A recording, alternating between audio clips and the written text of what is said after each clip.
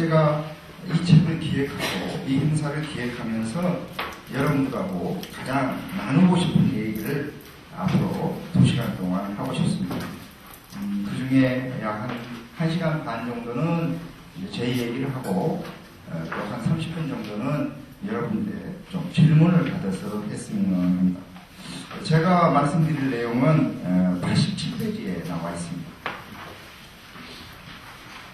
87페이지 책을 펴놓고 함께 공부해 보겠습니다. 자, 제목이 초고령 사회에서 농촌복지의 구상입니다. 자, 제목이 고령 사회에서 농촌복지의 구상이 아니라 초고령 사회에서 농촌복지의 구상이라는 점을 꼭 좀 기억해주시기 바랍니다. 제가 한 5, 6년 전입니다. 전남 공무원교육원에서 저에게 사회복지 현안에 대해서 강의를 해달라고 해서 제가 당시에 초고령 사회에서 농촌복지의 모색이라는 원고를 써서 보내드렸습니다. 그랬더니 자료집을 보니까 초자를 빼고 고령 사회에서 농촌복지 구사 모색이라고 마음대로 고쳤더라고요. 그래서 아니 제가 원고를 쓸 때에는 초고령 사회라고 썼는데 왜 초자를 빼버렸습니까? 그랬더니 그분이 오자인 줄 알았습니다.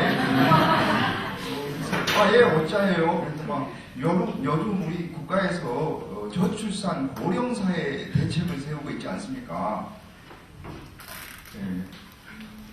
저출산 고령사회 대책을 세우고 있는데 이용규 교수가 초고령사회라고 쓰니까 이게 좀 오자인 줄 알았대요. 그래서 대한민국의 정책은 저출산 고령사회가 맞지만 전남의 정책은 초고령사회 대책이어야 된다 라고 제가 이제 설명을 했어요. 그랬더니 그러면 놔두고신지 그렇네요. 놔두셔야지. 제가 우리가 7% 이상을 고령화사회, 14% 이상을 고령사회, 그리고 20% 이상을 초고령사회라고 하는 것은 알고 있잖아요. 그러시죠? 예. 자, 그런데 쉽게 말씀드려서 이렇습니다. 지금 한국은 현재 10.7%이기 때문에 10.7%가량이 노인 인구입니다. 아까 물어봤죠? 몇 퍼센트쯤 되냐고. 10.7%니까 이게 2009년 통계니까 2010년 지금은 이제 11%가량 되게 될 겁니다. 그러면 우리는 고령화 사회에서 고령 사회로 가고 있지만 전남은 이미 15%가 넘은 지가 오래 전입니다. 전남은. 그러니까 전남은 정책을 세우려면 어떻게 세워야 된다? 고령 사회에 이미 접어들었기 때문에 고령 사회에 맞게 정책을 해야 되는데 그건 목포나 여수나 순천이 끼어있기 때문에 그렇지 고흥이나 곡성이나 고성이나 이런 데는 이미 20%가 넘은 지가 오래 전입니다. 오래 전이에요. 그러니까 이제 목포나 광양에서 온 공무원이라면 고령사회 재택이 맞을지 모르지만 보성, 곡성, 장흥, 영암 이런 데서 오신 분들은 고령사회 정책을 쓴다는 것은 무슨 말이냐? 이미 차가 지나갔는 뒤 차 뒷바퀴를 쓸고 있는 정책을 쓰는 거죠. 그렇죠? 이미 초고령 사회가 돼야 하는지 고령 사회에 맞는 정책을 개발한다는 것은 안 맞다 이거예요. 그래서 제가 제안했던 것이 이제 초고령 사회에 맞는 복지 정책을 구상해야 된다. 이게 이제 제가 주장했던 겁니다. 자, 그 이후에 제가 통계를 보니까 더 좀 무서운 통계들이 많이 있습니다. 88페이지 첫 번째 줄을 한번 봐보시기 바랍니다. 통계청이 발표한 2009년 농업 및 어업 조사 결과에 따르면 한국 농가의 고령화율은 34%. 한국 농가의 고령화율은 34%, 전남의 경우에는 39.3%입니다. 그러니까 보성군이 27%나 8%라는 것은 거기에 뭐 읍사람도 포함하고 하니까 그렇지, 농촌 사람만, 즉 농업에 종사하는 사람을 떼어놓고 보면 40%가량이 고령화율이라는 겁니다. 이것도 제가 보기에는 제 고향 마을에 가면 틀린 것 같아요. 왜냐하면 제 고향 마을에 가면 한 25 정도가 살고 있는데 25 중에 거의 대부분이 1명 내지 2명 삽니다. 1명 살면 망구 살고 2명 살면 망구하고 할아버지. 그 다음에 더러 3명 사는 집이 있어요. 더러. 거기는 조선가족입니다. 그렇게 보시면 돼요. 혹시 4명 사는 데가 있다 그러면 베트남이나 캄보디아에서 온 처자가 한 사람 있는 집일 가능성이 없습니다. 그러니까 어떻게 보면 전통적인 의미에서 우리가 보더라도 좀 보수적으로 보더라도 이미 면 단위의 농촌 지역은 약 한 50%가 노인 천국이다 이렇게 생각합니다. 그래서 더러 자신이 사회복지를 공부해서 실버타운을 만들겠다는 사람이 저한테 컨설팅을 보러 오면 제가 어디다 만들려고 그래요? 그러면 나주 삼포에 가면 제 가수원이 있단 말이죠. 아 그래요? 돈 많이 버셨네. 아니 아버지가 가수원을 물려주고 갔는데 제가 가수원을 잘 다루지 못해서 그냥 거기에다 실버타운을 만들려고 합니다. 아 그래요? 온 동네가 실버타운인데 어디다 또 실버타운을 그렇죠? 온 동네가 실버타운인데 또 어디다 실버타운을 합니다.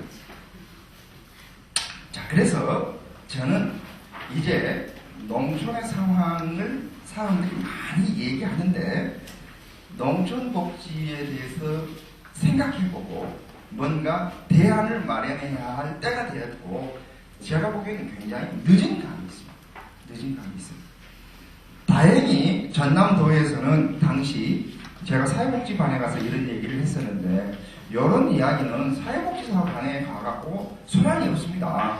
그 사람들은 맨날 밥 먹고 하는 일이 이겁니다. 그래서 세무 과정이나 일반 행정 과정이나 보건 과정처럼 사회복지와 조금씩 관련이 있는 과정에서 이런 얘기를 해야 됩니다. 했더만 제가 이 강의 평가가 좋게 나와서 그랬는지 이제 그런 강좌의 특강 강사로, 그러니까 예를 들면 세무 과정의 특강 강사, 일반 행정 과정의 특강 강사로 해서 제가 1년 동안 이 초고령 사회에서 농촌 복지에 대한 제 얘기가 소개가 됐어요. 소개가 됐는데 그 다음에 원장님이 이렇게 새로운 과정을 제안을 하시더라고요. 뭐 좋은 생각이 없느냐.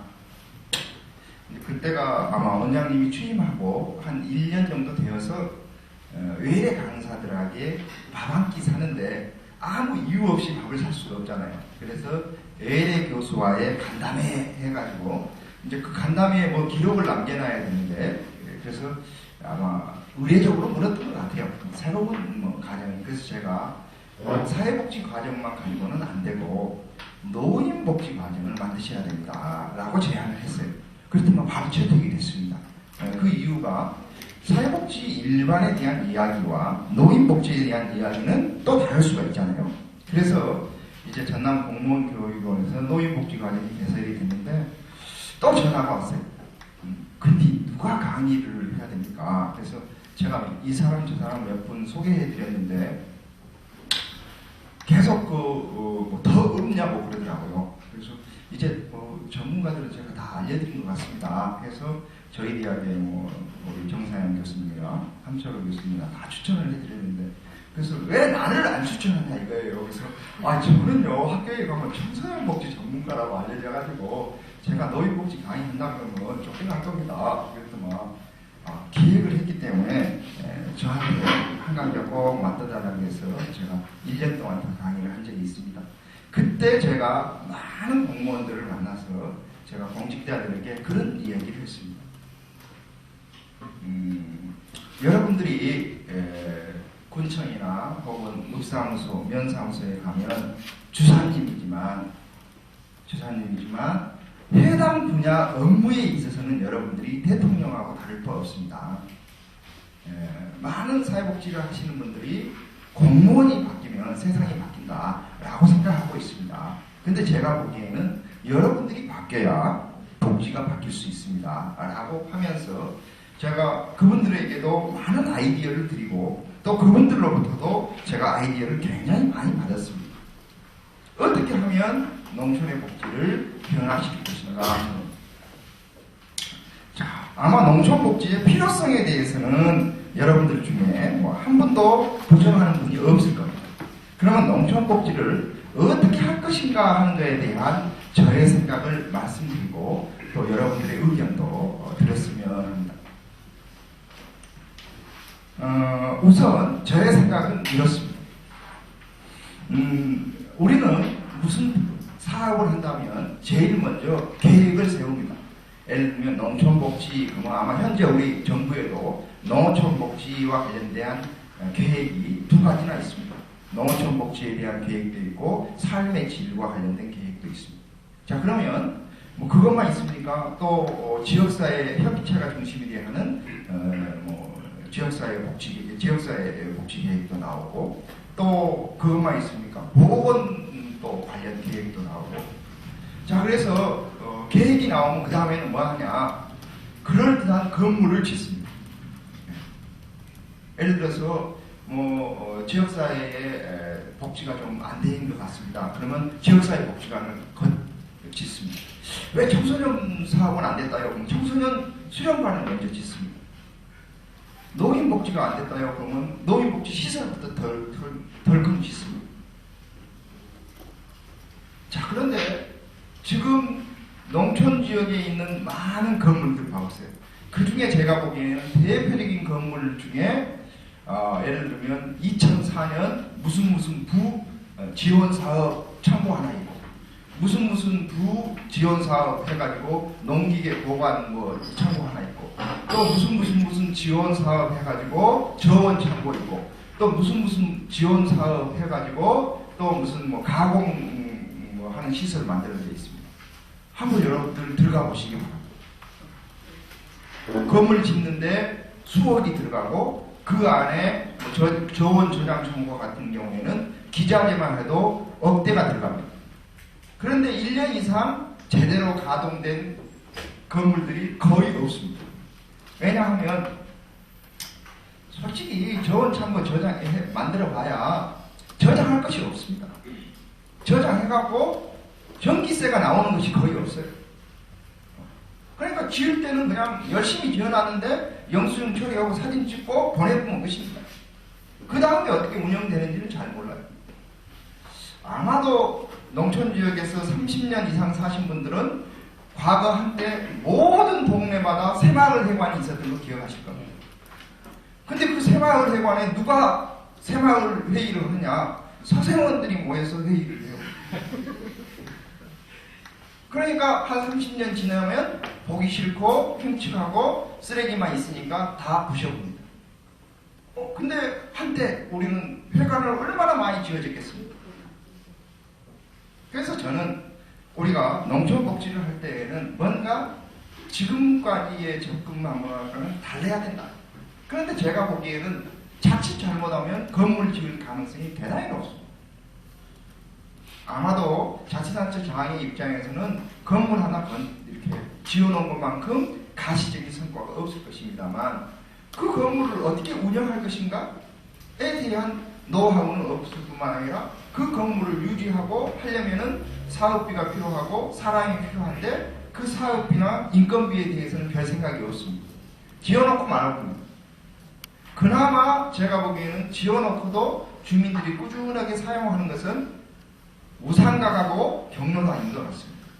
여름에 우산각 이용하고 겨울에 경로당 이용하고 자, 그런 점에서 저는 농촌복지를 하고자 할 때 제일 먼저 생각해야 되는 것은 농촌복지를 어떻게 체계적으로 세울 것인가 하는 것에 대한 고민이 필요하다는 것을 강조하고 싶습니다. 그 고민의 일단이 표로 정리된 것이 99페이지입니다.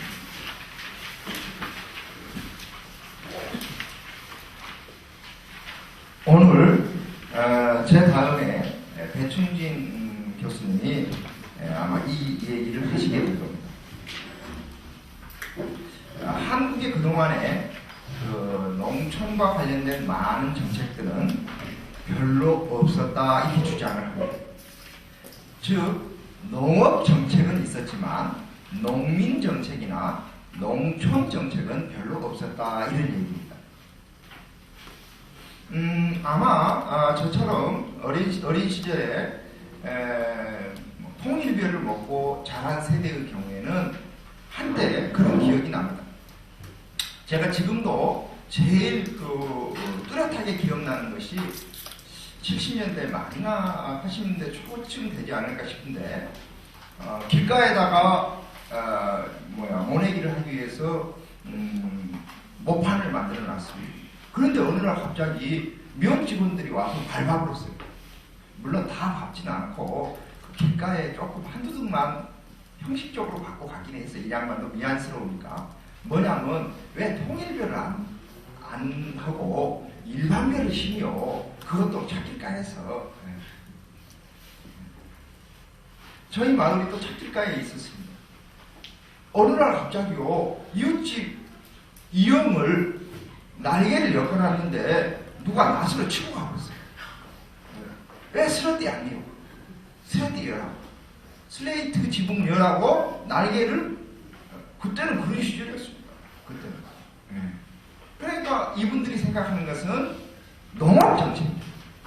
농업정책, 증산정책 이런 데에는 관심이 많았지만 농민들의 삶의 질이나 농촌의 구조적인 변화 이런 데에는 별 관심이 없었던 거죠. 자, 그러다가 최근 들어서 농민과 농업, 농촌에 대한 정책의 중요성이 강조가 되고 있습니다. 혹시 최근 들어서 지구온난화 같은 얘기들이 많이 화두가 되고 있습니다. 그러면 지구온난화 중에 제일 많이 말이 되고 있는 것 중에 하나가 북극이나 남극에 눈이 녹는다든지 또 예를 들면 사막화가 이렇게 계속되고 있다든지 그래서 우리나라의 지금 황사현상도 늘어나고 있다. 이런 이야기들입니다. 만약에 우리가 농사꾼들이 농사를 제대로 안 짓는다. 그러면 우선 굶어 죽게 되지만 나중에는 그 논이나 밭이 황폐화되면 황무지로 바뀌게 되면 이제 기온이 상승하게 되겠죠. 이런 문제. 그래서 물 부족이 되고 결국은 사람 살기 어려운 그런 조건으로 바뀐다. 이런 얘기들을 해요. 그러니까 농업이 혹은 농민이 농촌이 있는 것은 지구의 생명을 살리는 일이다. 이렇게 얘기하고 있습니다.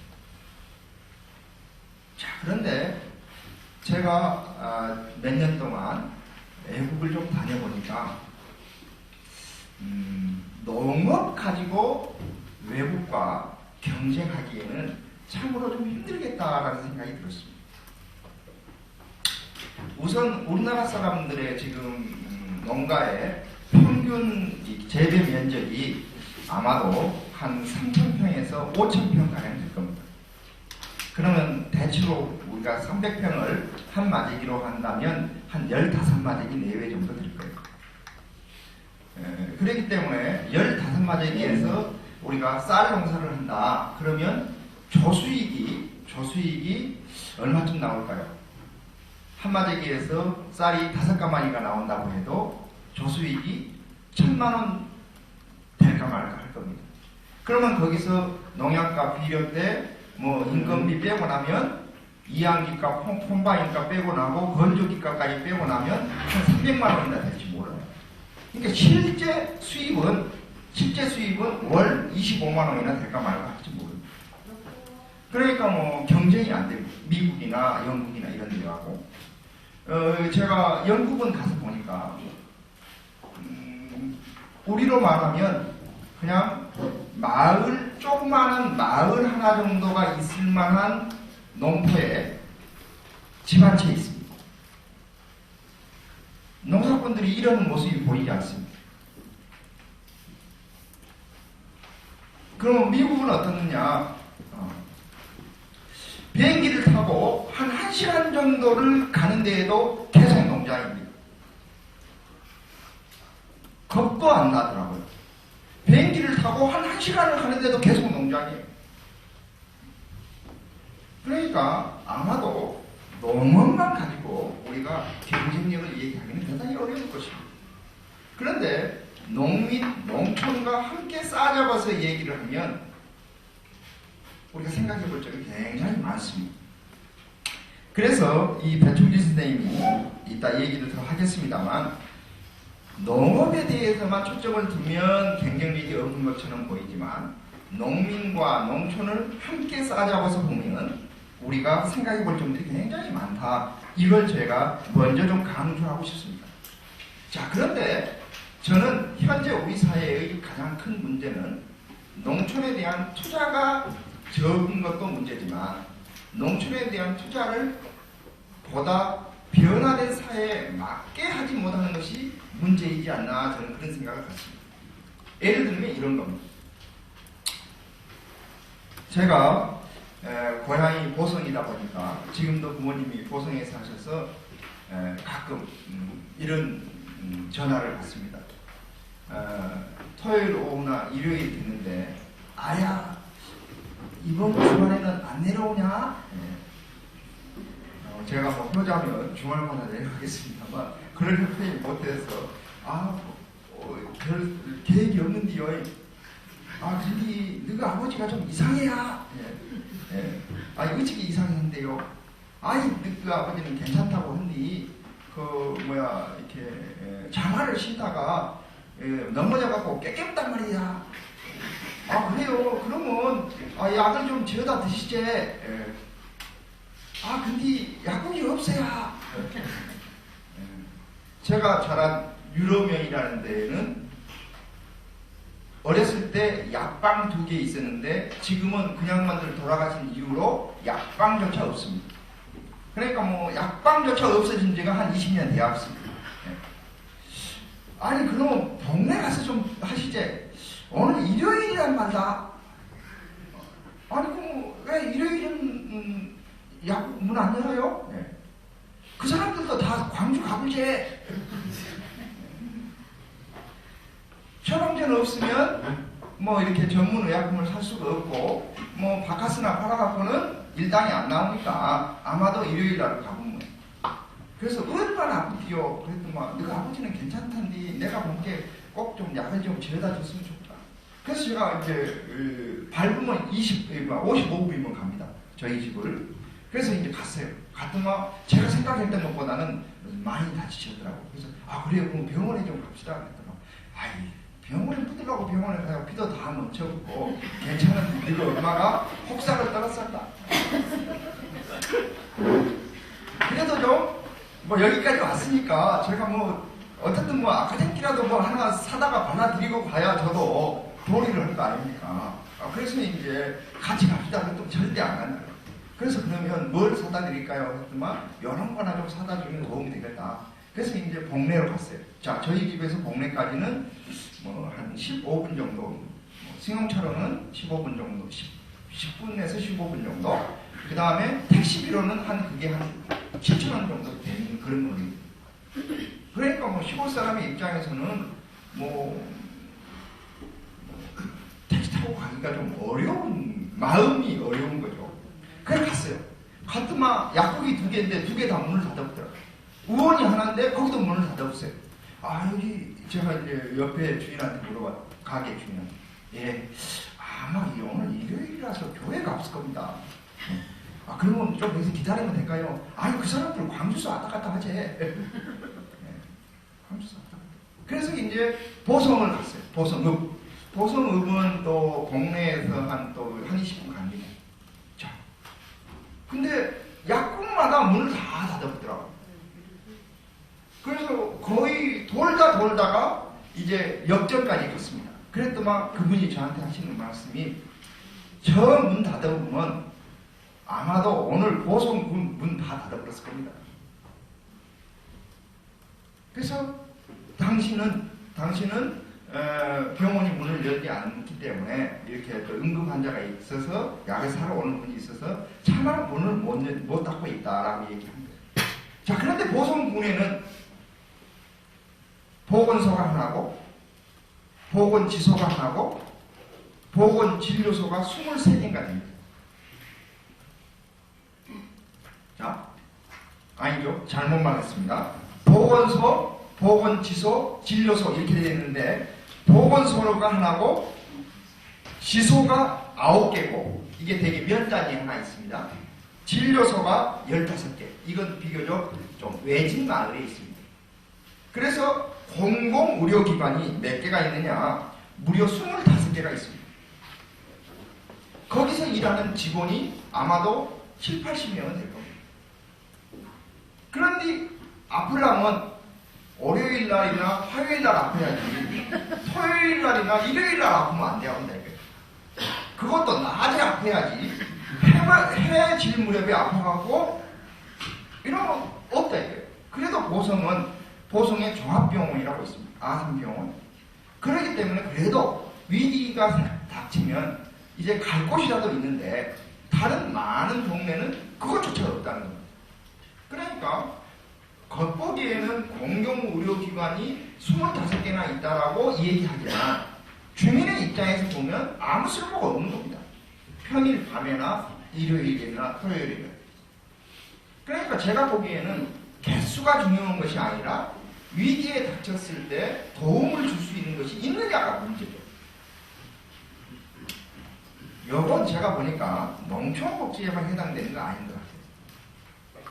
세상에 천안함인가 뭔가가 뽀개져 갖고 물에 잠겨있는데 이틀이 지나도록 어디에 빠진지를 모른다는 게 이해가 안 갔어요. 아니, 땅속에 있는 지뢰도 탐지를 하는 사람이 배가 깔아져 있는데 어디가 깔아져 있는지를 모른다 이거예요. 근데 그걸 깔아져 있는 것을 조사할 수 있는 배가 어디가 있다 그랬던가. 진해에 있대요. 진해에. 아니, 함대는 속초에도 있고 군산에도 있을 것이고 아마 평택에도 있을 것이고 진해에도 있을 때인데 왜 한 대밖에 없으면 몰라요. 한 대밖에 없으면 거기다 놔둬야지. 어디다 놔두겠어요. 근데 9대가 된다요. 근데 묻으라고 거기다 다 쏟아보니 놔둬. 그런 식이라.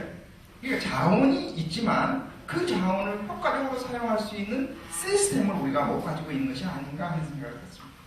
그래서 저는 농촌복지를 구상할 때 가급적이면 기존의 시스템에 대해서 우리가 생각을 해봐야 된다. 놀랍게도 제가 농촌지역에서 살 때 초등학교 다닐 때 우리 면의 인구가 8,000명이었어요. 지금은 한 1,600명 가량입니다.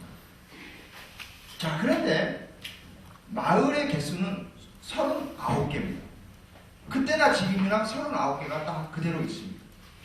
그러다 보니까 저희 마을은 그래도 길가에 가지고 한 25가 살지만 저희 옆마을에는 제가 어렸을 때 한 16, 7가구가 살았는데 지금 6가구가 삽니다. 인구가 10명입니다. 6가구가 산 뒤 인구가 10명이에요. 그러니까 한 집에 한 명씩 살고 어떤 집에 겨우 2명 있고 그러는 겁니다. 그런데 그 동네에도 농로 관리해야 되고 그 동네에도 수도 관리해야 되고 그 동네에도 뭘 관리를 해야 되겠죠. 그러니까 어떻게 보면 인구에 비해서 관심을 가져야 할 일들이 굉장히 많은데 그 일의 대부분은 저는 복지라고 봅니다. 자, 그런데 우리는 그렇게 생각하지 않는 것 같아요. 행정체계는. 자, 예를 들면 이렇습니다. 여러분들이 읍면동사무소에 가면 제일 먼저 만나는 담당자 중에 어떤 분들이 생각이 납니까? 읍면동사무소에 가면 민원 담당, 그러니까 민원실에 가면 그 창구가 쫙 있지 않습니까? 뭐 담당, 뭐 담당. 뭐 담당이 많죠? 호적 담당. 좋습니다. 호적 담당. 옛날에 호병대장 하면 셌습니다. 호적 담당. 또요. 등초범 발급하고 하는 분. 자, 인감증명 같은 거 하는 분. 민방위 하는 분도 있죠. 복지 담당하는 사람. 아마 요즘은 또 읍면동을 뭐 일자리 무슨 센터로 만든다 그러니까 아마 일자리 담당하는 사람들이 있을 겁니다. 예. 그런데 예를 들어서 호적 담당이라고 봅시다. 유럽면입니다. 제가 다시 유럽면을 자꾸 얘기합니다만 유럽면에서 1년에 출생 신고를 몇 명 할까요? 한두 명. 100명 미만일 것 같죠? 100명 미만. 몇 명쯤 될 것 같아요? 국장님 보시기. 잘 모르겠어요. 20명. 네. 감이 안 와요. 자, 쉽게 합시다. 한 50명이 있고 20명이 있고 한두 명이 있습니다. 어떤 사람이 제일 가까울 것 같습니다? 네. 5명 돼요. 1년에 5명 내라는 것은 평균 잡아서 쉽게 말해서 2달에 한 건이라는 겁니다. 2달에 한 건인데 그건 뭐 담당자가 얼마나 필요하겠어요. 그냥 다른 일 하다가 그 양식 하나 뽑아갖고 주면 되지. 그리고 뭐 호적신고를 왜 호적신고를 동사무소 와서 해야 된다요? 저희 집에서 하면 안 된가? 왜 그죠? 대학교 등록도 저희 집에서 다 해보고 수강신청도 저희 집에서 다 해보니 그 다음에 그러면 믿을 수가 있느냐 이런 것이 문제거든요. 그걸 왜 그러면 동사무소에서 해? 산부인과 병원에서 하면 되지. 산부인과 병원에서 애 낳았다라는 것을 쟁면제 사인을 하고 그 사람이 우리나라 지금 병원에서 출생률이 몇 퍼센트냐? 99%입니다. 새로운 아동의 출생을 병원에서 하는 경우가 99%입니다. 의료보험 처리 다 해도 되니까. 그리고 미국은 다 산부인과 병원에서 그냥 써보면 끝입니다.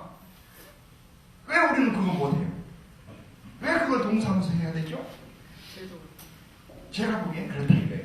변화에 대해서 우리가 민감하게 따라가야 되는데 구닥다리 일은 계속 가지고 있고 새로운 일은 계속 늘어나고 그 다음에 각종 등초원 민원 근데 뭐 내려고 하면 등초원 내라 그러잖아요. 무슨 뭐 요즘은 가족 관계 관계부 등본 뭐 이런 것까지 내라 그러더라고요. 예를 들면 사람 한 명만 뽑는데 서류를 다 받습니다. 결국 한 명 뽑거든요. 근데 왜 그걸 내라 그래야 되냐 이거예요. 제가 보기에는 그것이 본인인지 확인하고 싶다. 그러면 면접할 때 주민등록증 까냈고 그거 보면 끝나는 거 아니에요?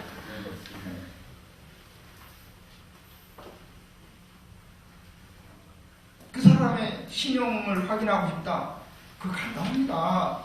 그 사람한테 이 개인 정보를 연락할 수 있는 것을 확인할 수 있는 것에 서명만 동의만 하면 그 자리에서 주민등록번호 딱 치면 신용등록 딱 나오고 그리고 사회복지 전담 공무원은 바로 들어가면 그 사람의 재산, 소득, 가족의 재산, 소득 다 볼 수 있도록 행정 시스템이 되어 있습니다. 그런데 묻으려고 내라는 것이 그렇게 많아요. 그러니까 제가 보기에는 사회 자체가 뭘 내라는 것을 줄여버리면 됩니다. 그러면 할 일이 없는 거예요. 그럼 그 사람들이 뭘 하느냐? 복지해야죠. 우리 중앙정부의 가장 큰 예산이 뭐일 것 같습니까? 방위비, 교육비, 경제투용자, 복지비 등등. 방위비. 자, 방위비는 몇 퍼센트쯤 될 것 같습니까? 25%. 좋습니다. 그 다음에 방위비 다음에 교육비. 자, 교육비는 몇 퍼센트? 11%. 거의 그 정도, 25%. 와, 그러면 두 군데 쓰고 남았으니까.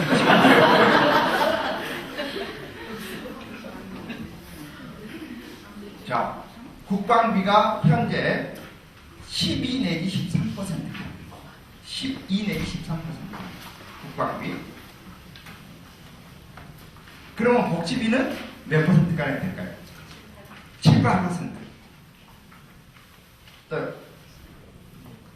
복지비는 23%. 많이 올랐습니다. 많이 올랐어요. 네. GDP가 예를 들면 1년에 50조라고 합시다. 그러면 그 중에 그 이지스 함이라든지 천안호람이라든지 이런 그 무기를 사는데 몇 퍼센트 가량 쓸 것 같습니까? 40%. 40%. 그보다 좀 더 쓸까요? 더 쓸까요? 덜 써요? 더 써. 예. 몇 퍼센트 정도 써? 50% 좋습니다. 자, 혹시 덜 쓴다고 생각하시는 분은 없습니까?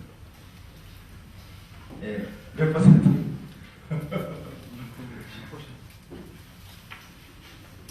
국방비의 약 80%가 인건비하고 각종 사무 경비입니다. 군수 장비를 사들이는 데 쓰는 돈은 20%. 바꿔야 됩니다. 뭐 전쟁을 무슨 군인들이 합니까? 보병이 전쟁 안 해요. 이제는 다 이지스 하면서 컴퓨터로 해가지고 다 그냥 숫대만 만들어 놓고 그 다음에 보병이 들어가는 거거든요. 그래서 미군도 보병이 그렇게 많지 않습니다. 우리도 빨리 군인수 줄여야 돼요. 그리고 군 무기를 현대화하는 게 중요하죠. 마찬가지로 저는 지금 현재 농촌복지를 우리가 얘기할 때 많은 사람들은 농촌에서 사회사업을 하는 사회복지를 하는 사람들만 생각하기가 쉬운데 제가 보기에는 왜 8천에서 1600명으로 인구가 줄어들었는데도 그 20년 동안 면사무소 2층, 지서 2층, 보건소 2층, 조합 2층 다 건물만 올라갔다 이 건물만. 그리고 모든 2층은 사무실입니다. 그리고 사무실을 만들 때마다 크게 만들어요. 예, 여기서 회의도 하고 주민잔치도 하고 가끔씩은 예식도 한다고. 예식을요, 신부가 없어서 해서 예식을 못하대. 뭔 예식장이 없어서 예식을 못하는지. 그러니까 제가 보기에는 투자를 할 때 우리가 어디에다가 투자를 해야 될 것인가를 잘 모른다는 거예요. 그런 점에서 저는 여기 계신 분들이 관심을 가져달라는 겁니다. 그러면 왜 그러느냐? 왜? 그 이유는 자활센터에서 제가 예를 들면서 잠깐 쉬었다 하겠습니다. 왜 그러느냐? 자, 자활이 강조가 됩니다. 그래서 우리는 모든 시군구, 232개 시군구에 자활센터를 하나씩 만들어야 되겠다. 해서 자활센터를 싹 만듭니다. 그러면 예를 들면 광주 경우에는 남구가 시범지역이었는데 남구에 자활센터를 하나 만들면 봉선동에 하나 만들면 나름대로 봉선동하고 월산동 주변까지 양림동까지 어느 정도 커버가 됩니다. 그러면 봉선동이 있으면 커버가 안 되는 데가 어디냐? 저기 대천. 이런 데는 커버하기가 좀 어렵습니다만 대충 남구청 주변에 있는 지역을 커버가 됩니다. 대천에 사는 사람도 버스 타고 오면 30분 40분이면 봉순동 옵니다. 자, 그런데 만약에 인구가 한 5만쯤 되는 보성에다가 자활센터를 만든다고 봅시다. 그러면 보성은 인구가 한 2만 정도가 사는 곳이 보성읍이 있고 보성읍에 한 2만 정도 살고 벌교라는 데에 한 15,000원 정도 살고 나머지 지역에 5만이니까 2만 5천입니까? 아니 15,000 정도. 그러니까 보성 옆에 회천이라는 데가 있습니다. 또 미역이 있습니다.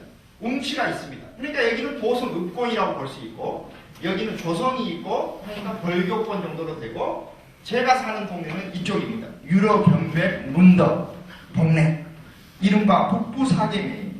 그러면 만약에 여기에다가 자활센터를 만들어놨다. 이쪽 사람들은 아무 소용이 없습니다. 네. 차비가 얼마인지. 그리고 예를 들면 뭐 자활사업을 9시부터 여기에 있는 미역 면사무소에서 만약에 9시에 모이자 한다고 합시다. 그러면 우리 유럽엔 사람이 미역 면사무소를 가려면 유럽에서 동네까지 가가지고 동네에서 다시 보성읍으로 가는 차를 타야 될 겁니다. 그런데 이런 차가 이른바 국내 버스가 유럽이 어느 경우 하루에 한 10대나 들어올 텐데 여기를 아마 9시까지 가려면 7시부터 영념해갖고 가야 될 거예요. 그러니까 결국은 한 10시에나 가겠죠. 그러면 파해줄 때도 어떻게 해야 되겠어요? 한 4시에나 파해줘야 겨우 6시에 집에 들어가지. 그렇지 않으면 동네까지 가서 유로 가는데 택시비가 7,000원이다 말이죠. 그러니까 어떻게 보면 농촌 지역의 입장에서 보면 자활센터라는 것이 이게 택도 없는 이야기입니다. 읍 정도는 가능하지만 면 단위에는 택도 없는 이야기다. 그런데 모든 시군구에 하나씩 깔아놓은 것입니다. 정부의 정책은. 자, 그 다음에 자활사업은 꼭 1월이나 2월에 돈이 안 나와요. 돈이 빨리 나와야 3월이나 4월 나옵니다. 그래놓고 빨리 상반기에 써내라고 해요. 상반기에 50%를 썼느냐 60%를 썼느냐 막 강조를 합니다. 그러면 이제 5월에 뭘 해야 되느냐? 꽃길 조성 사업을 합니다. 아, 뭐짜리 해야 된디? 5월 말에 6월에 이양하고 있는데 그때 무슨 사업을 한다고 나와라 그래요. 그러면 예를 들면 동네에서 일하면 일당이 3만원인데 자활사업있는 예를 들면 일당이 27,000원이다. 그럼 27,000원짜리 가겠습니까? 3만원짜리 가겠습니까? 27,000원. 당연히 27,000원짜리 가죠. 가서 얼쩡얼쩡 몇 시간 있으면 끝나는데 그런데 농사일은 억세게 해불거든요. 해 뜰 때부터 해질 때까지. 그 다음에 이제 힘들 때는 막 세주로 그냥 돌려봅니다. 그렇습니다. 술김이 해들어가고. 그러니까 어떻게 보면 이 자활사업은 권역도 안 맞을 뿐만 아니라 농촌에서 실제로 자연 농업을 하는 사람의 입장에서는 임금만 상승하고 사람들 일에 대한 의욕이나 관심을 다른 데로 돌려버리는 제도라고 생각해요. 그러니까 그분들의 입장에서 보면 제발 좀 이런 사업 좀 안 했으면 좋겠다. 그런데 뭐 예를 들면 1, 2월처럼 일거리가 없을 때 하면 뭐 그분들에게도 도움이 되고 농촌 주민들에게도 실질적으로 도움이 될 수가 있는데 꼭 예산은 1, 2월에 쓸 수 있음에도 불구하고 3월이나 4월에 줘요. 그러면 요 사업만 그러니까 다른 사업이 많이 그렇습니다. 자, 내가 이제 자활센터에 이제 소장님입니다. 그러면 1년에 이제 한 예를 들면 한 1억 정도 주면서 밑반찬 사업을 뭐 하라. 그래서 만약에 20가구에 뭐 일주일에 2번씩 뭐 밑반찬 사업을 해라. 그러면 이제 할 수 있는 것이 뭐 배추 같은 것을 담아가지고 주기도 하고 뭐 나물도 해드리기도 하고 무슨 뭐 멸치볶음도 해서 드리기도 하고 하겠죠. 자, 그러면 이제 제일 손쉬운 것 중에 하나가 지역에서 뭔가 이렇게 뭐 배추나 무를 사다가 쓰는 것이 좋고 그 경우에 따라서는 직접 재배해서 쓸 수도 있겠죠. 그런데 제일 싼 것은 뭐냐? 뭐 동네에서 사다 쓰는 것이 제일 쌌고 그런데 동네에서 사다 쓰면 됩니까? 안 됩니까? 영수증이 안 나오잖아요. 그러니까 매일같이 공판장에 가서 사오거나 공판장에 전화해갖고 배달해달라고 해야 됩니다. 그러면 옆집 주민의 입장에서 보면 우리 집에 지금 무가 널려있고 배추가 문드러져 가고 있는데 저 자활센터에서 저쪽에 가서 공판장에 가서 사다가 쓰면 좋은 거 사다 쓰니까 좋긴 하겠지만 어찌겠어요? 속이 타지. 근데 영수증 없어. 그러면 많은 데가 그래요. 많은 데가. 지금은 이제 농촌 지역에도 많은 가게가 카드도 받고 현금 영수증도 해주지만 현금 영수증 안 받아보고 카드 안 받아본 것이 속 편하다 이렇게 생각하는 사람들이 많습니다. 아직도. 왜? 그거 신고하고 뭐 먹고 나중에 받고 세금 받고 하는 것보다 안 받고 말하는 우리는 현금만 받습니다. 그러고 말하는 것이 맞습니다. 그러니까 어떻게 보면 돈을 주고 쓰지만 돈이 그 동네에서 도는 것이 아니라 어먼 동네에서 돌거나 그 동네 내에서도 상층부에서만 돌고 아랫목으로는 아랫목에서만 돌고 온목에서는 돈이 안 돈다는 겁니다. 그 이유가 뭐냐? 철저하게 도시 생각입니다. 저도 지금 이 사업을 하면 유리알 카드라는 카드를 가지고 다닙니다. 유리알 카드. 이 카드로만 집행을 하거나 부득이한 경우에 현금 영수증을 쓸 수 있고 또 경우에 따라서는 무통장 입금을 해주면 됩니다. 근데 예를 들면 뭐 물건 사면서 무통장 입금 해드릴게요. 그러면 어쩌겠어요?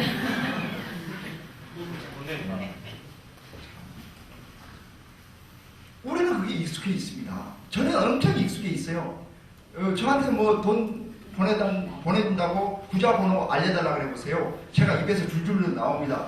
그 다음에 주민등록번호만 불러라 그러면 제가 아마 주소도 필요할 겁니다 하고 제가 주소까지 불러줘요. 왜? 돈 받으려면 통장번호, 주민등록번호, 주소가 반드시 필요하다는 것을 제가 알고 있어요. 어떤 데는 재직증명서까지 보내달라고 해요. 아마 제가 화가 납니다. 광주대학교 이용규 교수를 불러놓고 네가 이용규 교수인지 맞는지를 알기 위해서 재직증명서를 팩스로 보내라. 그렇게 돼 있습니다. 시스템이. 현재 우리 시스템이 그렇게 돼 있어요. 그러면 도시의 입장에서 보면 괜찮아요. 팩스도 있고 인터넷으로도 보내고. 그런데 농촌 사람의 입장에서 보면 화가 나는 거예요. 그래서 제가 계속 강조하고 싶은 것이 뭐냐. 이제 시스템을 바꾸는데 관심을 가졌다는 거예요. 도시에 맞는 시스템이 우리 지역의 시스템에는 안 맞을 수도 있다는 생각을 해주시기 바랍니다. 그래서 그 시스템에 맞춰서 내가 살면 되지 이게 아니라 우리 시스템에 맞는 시스템을 만드는 것도 복지의 중요한 과제다 라는 생각을 해주기 바랍니다. 그럼 어떻게 만들 것이냐 그 얘기는 제가 좀 쉬었다 할까.